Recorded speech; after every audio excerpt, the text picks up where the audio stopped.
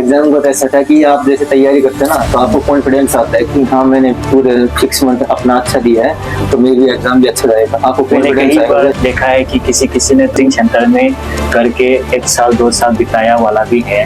तो आपका तो मतलब शायद स्टार्टिंग से ही आपने मतलब कुछ स्ट्रगल किया है स्टूडेंट की। कि अपने को स्टडी में कंटिन्यूटी मेंटेन जरूरी है। संडे और मंडे अपने डेली पढ़ना है। मेरा फिक्स था कि डेली 6 आवर तो फिक्स रीडिंग करना ही है, प्लस होगा वो मतलब नर्सिंग में बहुत सारे सब्जेक्ट है। तो आपके मतलब जर्नी में कौन सा सब्जेक्ट या कौन सा सेक्शन को आपको थोड़ा डिफिकल्ट लगा? होता है ना किसी का तो पूरा कल एग्जाम है तो पूरा विनाश होकर के जाता है। ऐसा कुछ नहीं होगा। अगर आपने पूरे 6 मंथ दिए ना तब तो अच्छा है। अगर आपने 6 मंथ कुछ नहीं किया तो 1 नाइट में कुछ नहीं होगा।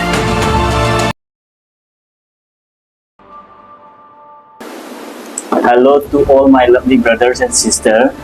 I am your Romeo, आपका रोमियो। आज मैं खास आप लोग के लिए कुछ इम्पोर्टेंट वीडियो लेकर आया हूँ।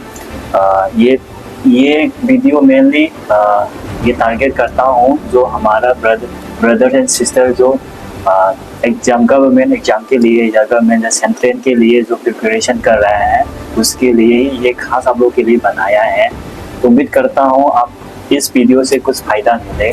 तो मेरा पास में है जो मेरा सबसे भाई अच्छा वाला भाई है जो हमारे साथ काम करता है, उसका नाम है आकाश यादव। उसने कई तरीका का गवर्नमेंट एग्जाम सेंट्रल एग्जाम का क्रैक किया है। सो उससे ही कुछ तरीका प्रिपरेशन का कुछ हम लोग उससे कुछ सीख लेता है। सो आकाश जी कुछ इंट्रोडक्शन दे दीजिए। I am Akash Yadav, currently working in MIGRIMS Hospital as a post of nursing officer. Now I selected in MCYT post of nursing officer.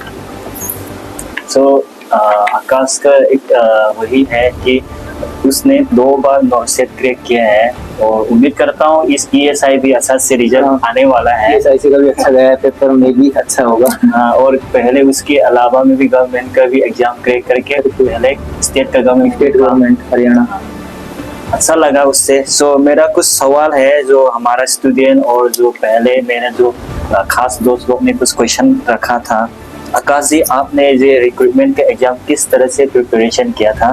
कैसे मतलब स्टार्टिंग प्रिपरेशन शुरू किस तरह से प्रिपरेशन किया है? जब बेसिक जैसे कि कुछ लोग सुना है कि बेसिक खत्म होने के पहले कोचिंग लेता है, कुछ लोग तो बेसिक टाइम से ही कोचिंग लेता है। तो आपने कैसे प्रिपरेशन किया था? मैंने फर्स्ट तो ये सबसे पहले मेरा BSc नर्सिंग कंप्लीट हुआ था जयपुर से, राजस्थान से।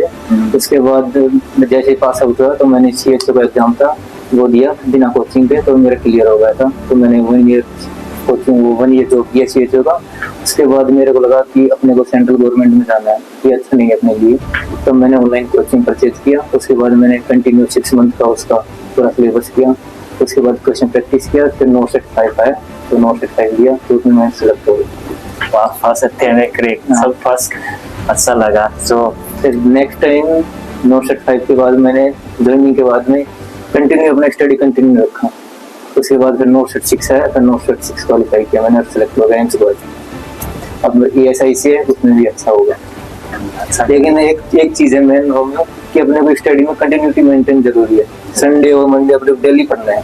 मेरा फिक्स था कि डेली 6 आवर तो फिक्स रीडिंग करना ही है, प्लस होगा वो बेनिफिट है मेरे। लेकिन 6 आवर तो जॉब में रहकर कंटिन्यू करना ही था। तो उसने बोला है हाँ थोड़ा समरी कर देगा कि हाँ जो उसका प्रिपरेशन है जब बेसिक खत्म होने के बाद ही उसने मतलब एग्जाम वगैरह दिया है कुछ स्टेट का। पहले तो कुछ बिना कोचिंग से क्रैक कर दिया और जो सेंट्रल लेवल के लिए जो थोड़ा टफ होता है उसमें ऑनलाइन कोचिंग किया है। और उसके बाद तो 6 मंथ कोचिंग किया है। उसके बाद नॉर्सेट 5। सो आपने क्या जो प्रिपरेशन आपने इतना सारा क्रैक किया है उसमें कुछ किताब यूज किया है या ऑनलाइन कोर्स मतलब कहाँ से किया है? ऑनलाइन कोर्स ऑनलाइन कोचिंग किया था मैंने नर्सिंग नेक्स्ट लाइव ऐप से और उसका क्वेश्चन प्रैक्टिस किया था, 2 चीजें। लेकिन कंटिन्यूटी अच्छा था मेरा, मैंने एक दिन भी मिस नहीं किया डेली। जो नर्सिंग नेक्स्ट लाइफ मैंने भी देखा है जो उसमें लाइक कौन सा कोर्स लिया है कि 6 महीने का या लिया था 1 ईयर का मास्टरमाइंड प्लान C+ का नाम से उसमें कोर्स है। 1 ईयर का वो परचेज किया था मैंने। और टेस्ट सीरीज के लिए मैंने उसमें एक बुक आता था NCLEX का, वो मैंने क्वेश्चन प्रैक्टिस के लिए। ठीक है। सो हमने किया है जो ऑनलाइन मतलब ऑफलाइन कोचिंग सेंटर में हमने नहीं गया है। ऑफलाइन के लिए टाइम नहीं था मेरे पास, जो चलते तो ऑनलाइन परचेज किया मैंने कई बार देखा है कि किसी किसी ने तो बहुत लाइक ऑफलाइन कोचिंग या कोचिंग सेंटर में करके 1 साल 2 साल बिताया वाला भी है। तो आपका तो मतलब शायद स्टार्टिंग से ही आपने मतलब कुछ स्ट्रगल किया है स्टूडेंट की वजह से। अपना मेहनत होता है स्टूडेंट का, अगर कॉलेज टाइम में अपन अच्छे से प्रिपरेशन करते हैं तो अपना 50% वहीं पे कवर हो जाता है। 50% अपन कोचिंग से क्वेश्चन प्रैक्टिस से वो कवर कर सकते हैं। हाँ ठीक है। सो आपका मतलब जो स्टूडेंट का टाइम है थ्योरी थोड़ा क्लियर कर दिया था। 50% आप क्या बोलते हैं कॉलेज से कर सकते हो आप प्रिपरेशन। बहुत अच्छा है। जो सभी नर्सिंग स्टूडेंट पढ़ रहा है, जो आप लोग का थ्योरीज वगैरह है हो सकता है तो हर रोज क्लास अटेंड करो और थ्योरी को अच्छा से क्लेरिफाई करने के लिए सोचो, तब ताकि बाद में आपको कोचिंग सेंटर ना जाना पड़ा है। ये लाइव एग्जांपल है। और कोचिंग सेंटर जाना भी पड़ेगा आपको तो आपको टाइम नहीं लगेगा। 6 मंथ में आप जैसे कोचिंग कंप्लीट होगा, आप कोई भी एग्जाम आएगा आप फाइट कर सकते हो। अगर आपने कॉलेज अच्छे से नहीं किया तो 1 ईयर 2 ईयर 3 ईयर्स कोचिंग में चलता रहेगा, कुछ नहीं होगा। ये अच्छी बात है। और हाँ, ऑनलाइन कोचिंग से कुछ उससे ही ज्यादा फायदा मिला है या आपने जो किताब से है उससे ज्यादा? कौन से दोनों से ही? नहीं, दोनों का अपना अपना रोल था। कोचिंग था, उन्होंने नोट्स अवेलेबल कराए, थ्योरी जो क्लियर था, जो भी डाउट थे कंप्लीट हुआ। क्वेश्चन प्रैक्टिस अपन इसलिए करते हैं कि जो भी मिस्टेक हो रहा है ना वो अपना आइडेंटिफाई कर सकते हैं।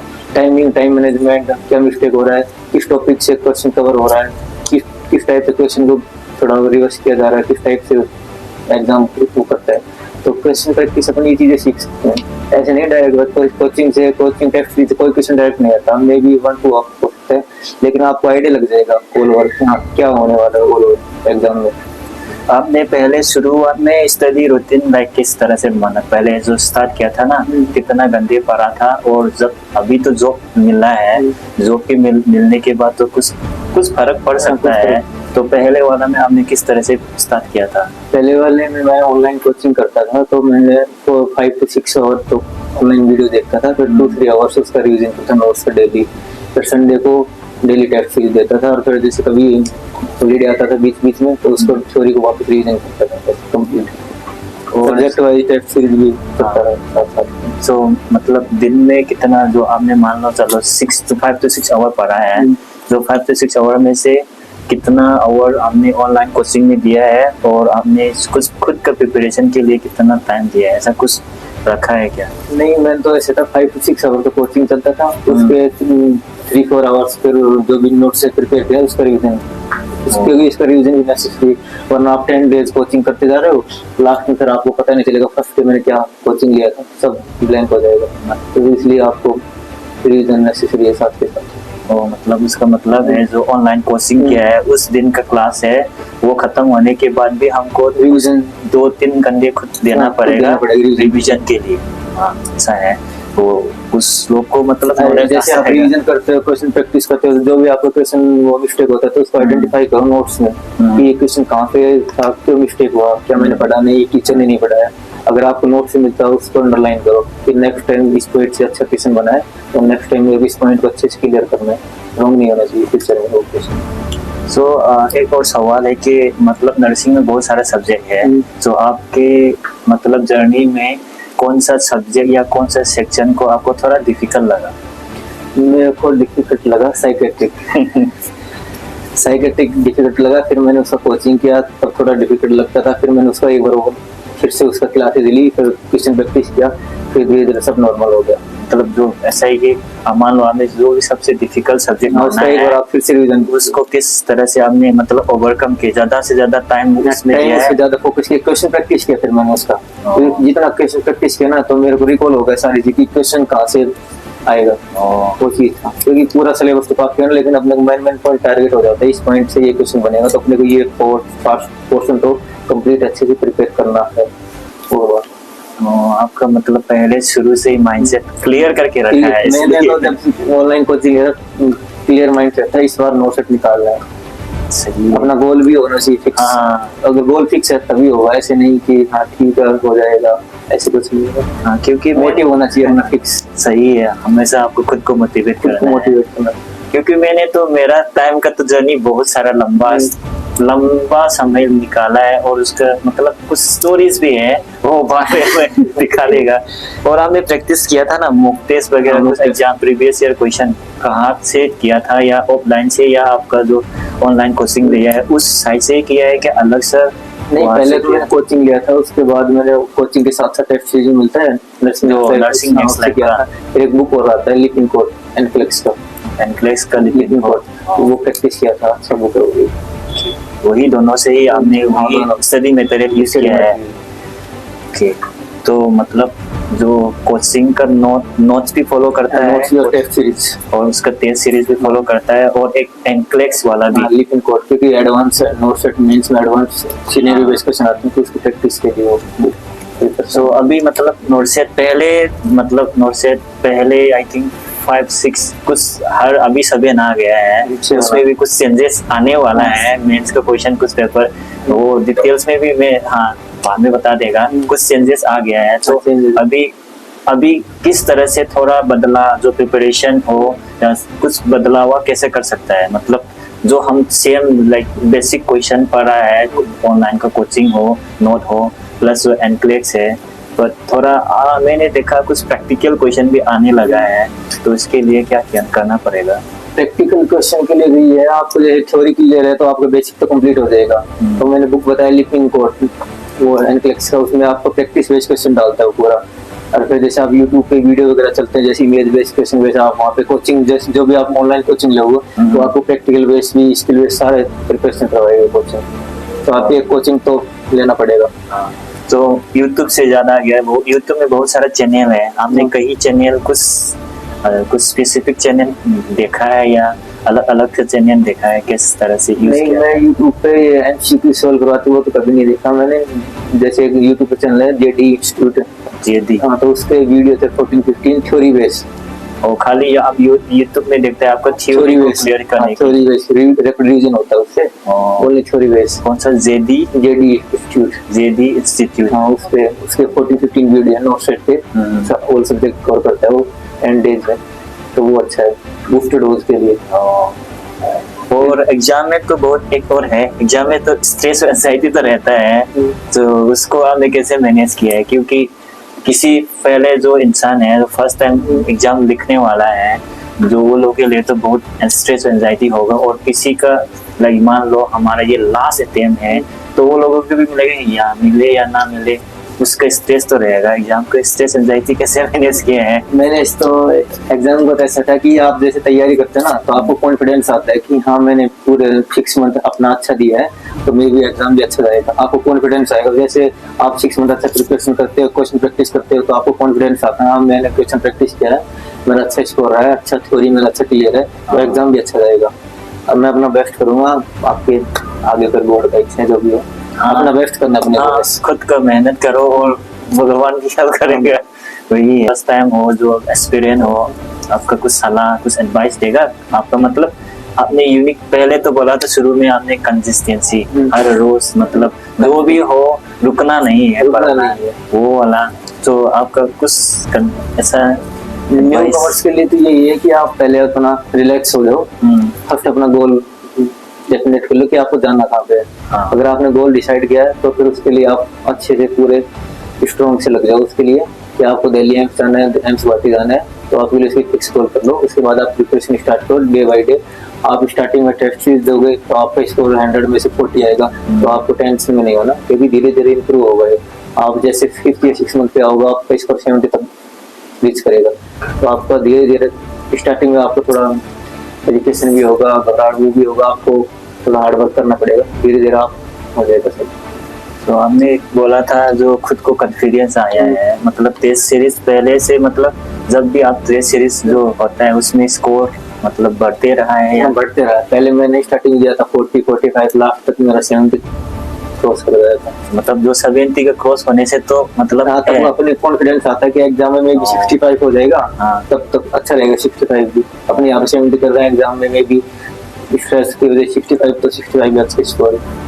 और मैंने भी नर्सिंग नेक्स्ट लाइफ का तो देखा है, पर उसमें बहुत सारा टेस्ट सीरीज है और बहुत सारा क्वेश्चन है, मतलब खास उसमें से आपका कुछ मतलब कौन से सीरीज से आपने ज्यादा 50 था। मैंने जब टेस्ट सीरीज लिया था तब उनका एक अलग से आता था प्लान बी टेस्ट सीरीज का। अब तो उन्होंने चेंज किया सुपर 50। तब उनका प्लान बी चलता था, उसमें ऑल सब्जेक्ट डेली 1 और 2 टेस्ट सीरीज आता था, नेशनल लेवल पे भी उनका रैंक आता था। हाँ एग्जाम टाइम में हमने लाइक सपोज क्वेश्चन कितना लाइक पहले तो 200 था, अभी प्रीलिम्स में तो 100 आ गया है। आप 100 में से मतलब मानकर चलो कितना मिनिमम आपके हिसाब से कितना करना चाहिए, या क्वेश्चन के हिसाब से मान लो आपने डिफिकल्ट लग रहा है तो कितना क्वेश्चन करना है, या आपको लग रहा है ये तो सबको इजी लग रहा है तो क्वेश्चन नहीं, जैसे आपने अच्छा प्रिपरेशन किया है तो आपको समझ में अगर पेपर इजी है तो आपको थोड़ा टेम्पटिंग बढ़ाना पड़ेगा। आपको जैसे फील हो रहा है कि हाँ पेपर थोड़ा हार्ड है, थोड़ा डाउन हो जाओ आप 85 तक, ठीक है 80 तक।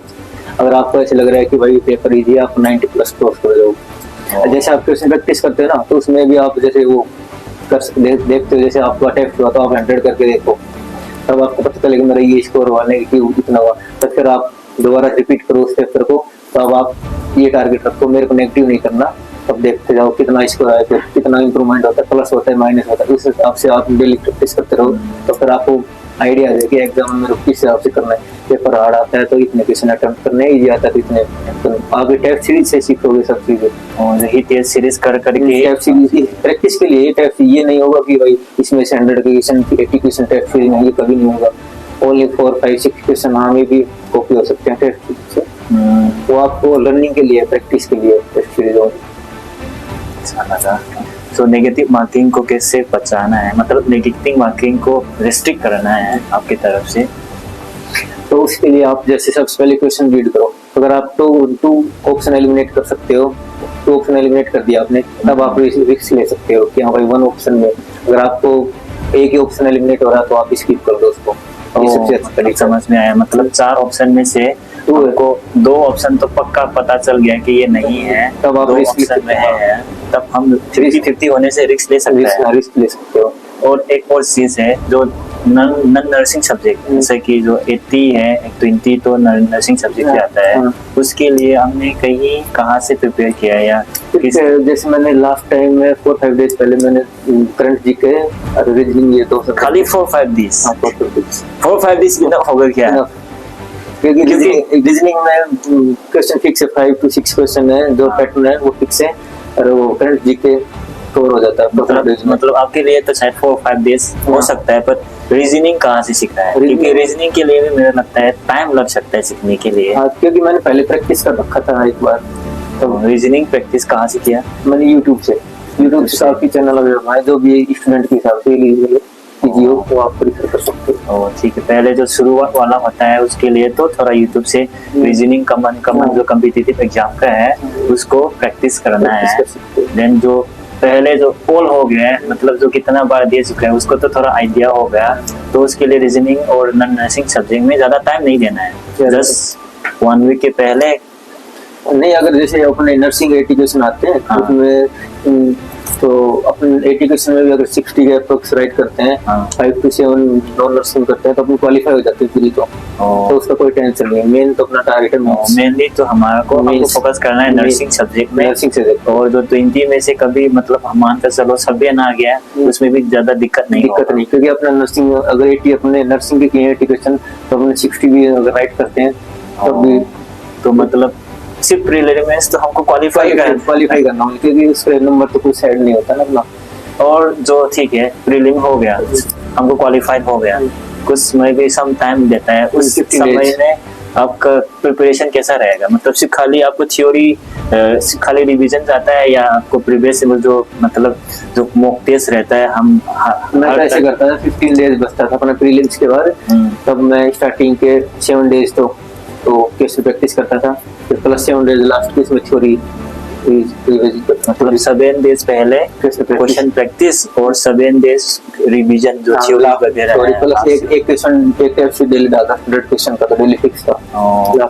उससे पहले जैसे 15 डेज बचता, स्टार्टिंग के 7 डेज थ्योरी प्लस में 200 क्वेश्चन, फिर लास्ट में 7 डेज में थ्योरी प्लस 100 क्वेश्चन। क्योंकि लास्ट टाइम में अपना थ्योरी अगर रिवीजन करते हैं तो एग्जाम टाइम पे थोड़ा फ्रेश रहता है वो थ्योरी, जो भी क्वेश्चन थ्योरी से पुट होगा तो अपनी इजीली उसको कर सकते हैं। और जो एग्जाम का पहले दिन मतलब आप पढ़ता है या सोता है? नहीं, रिलैक्स करता है। वो बोलता है ना, किसी किसी का तो पूरा कल एग्जाम है तो पूरा बिंदास होकर के जाता नहीं है। ऐसा कुछ नहीं होगा, अगर आपने पूरे 6 मंथ दिए ना तब तो अच्छा है। अगर आपने 6 मंथ कुछ नहीं किया तो 1 नाइट में कुछ नहीं होगा। ओके, वो डिप्रेशन हो जाएगा। क्या बोलता है, आपका जो भी मेहनत है अच्छा से भगवान भी मतलब दे रहा है, हाँ, क्योंकि भगवान फर्स्ट दे रहा अटेम्प्ट एक भी अभी फेल वाला नहीं, जिंदगी में नहीं हुआ है ना। गवर्नमेंट का, सेंट्रल का, अभी ESIC का भी बरसा गया है, तो हाँ उम्मीद करता हूँ वो ESIC भी मिल जाए। तो मिलने से खा जाएगा। घर के पास नियर दिल्ली, दिल्ली हरियाणा राजस्थान। ठीक है, अब नोट 7 दे रहा हो, अनऑफिशियल कभी ESI में मिल गया तो, अगर नियर हो मिलता है तो फिर नहीं लेते। क्योंकि हमको चाहिए मतलब कंफर्टेबल वाला और नियर वाला। अच्छा लगा, मतलब जब तक आपका जो चाहिए तब तक नहीं मिलने से आपका कोशिश रहता रहना है, कंटिन्यू करना आपको। और अभी तो शायद मे भी बाई चांस बिना गुवाहाटी एम्स ज्वाइन करने के पहले ये सही रिजल्ट आ गया तो वो भी हो जाएगा। ठीक है। अच्छा लगा बहुत आपसे मिल करके। फिर नेक्स्ट दोबारा ESIC का रिजल्ट वगैरह और अच्छा जिंदगी का और कामयाब मिलेगा तो फिर मिलेगा। और अभी के लिए तो सबको मतलब ये मुझे लगता है इस वीडियो के माध्यम से आप लोगों को कुछ नॉलेज तो मिल गया होगा कि किस तरह से प्रिपरेशन करना है और हमको खुद मोटिवेट करना है, खुद को मोटिवेट नेसेसरी है। हाँ, और लगता है और आने वाला ये पहले मेरा फर्स्ट एंड फॉरमोस्ट वीडियो है, और मेरा पहला वीडियो ऐसा मतलब पहले से भी प्लान किया है जो मेरा भाई से ही करेगा करके आज हाँ मिल गया। अच्छा लगा, तो see you next time, bye bye.